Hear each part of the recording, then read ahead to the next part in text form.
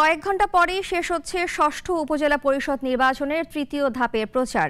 মানিকগঞ্জের সদরের ভোটে প্রধান ইস্যু বৈষম্যের রাজনীতি ও সাম্প্রদায়িকতা। এগুলো ঘিরেই চলছে শেষ মুহূর্তের প্রচার। মানিকগঞ্জ থেকে জেলা প্রতিনিধি হোসাইন আহমেদের পাঠানো প্রতিবেদন থেকে ডেস্ক রিপোর্ট। মানিকগঞ্জ সদর উপজেলা পরিষদের নির্বাচনে এবার চেয়ারম্যান প্রার্থী 7 জন, প্রত্যেকেই আওয়ামী লীগের সক্রিয় সদস্য। ভোটের ফলে এবার পরিবর্তনের আভাস এসেছে মাঠ থেকে।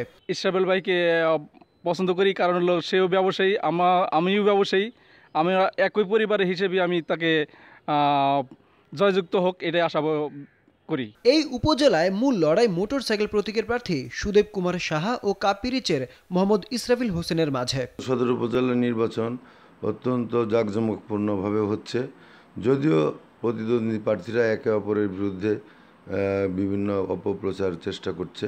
ইতিমধ্যে আমি মানিকগঞ্জ সদর উপজেলা 12টা ইউনিয়ন, 10টা ইউনিয়ন, একটি পৌরসভা আমার নির্বাচন প্রচারণা আমি করেছি।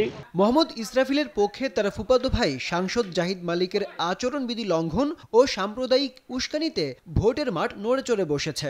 এছাড়া আছে দলের স্থানীয় নেতাকর্মীদের স্বীকৃতির সমীকরণ। সবার অত্যন্ত প্রিয় মুখ এবং সদা হাস্যোজ্জ্বল এবং কর্মী বান্ধব একজন নেতা আমাদের বাবু সুদেব কুমার সাহা। জেলা আওয়ামী লীগের সাবেক সাধারণ সম্পাদক ও পৌর মেয়র গাজী কামরুল হুদা সেলিমের মতে, আধিপত্য বিস্তার বা বিভাজনের নির্বাচন দলের জন্য অশুভ।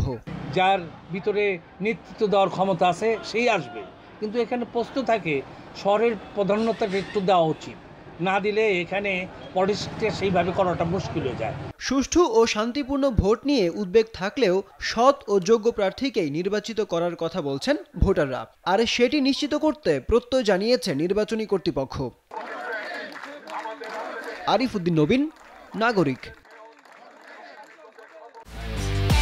একমাত্র ওয়ালটন এসি দিচ্ছে 1 বছরের রিপ্লেসমেন্ট গ্যারান্টি এবং কম্প্রেসারের 10 বছরের গ্যারান্টি।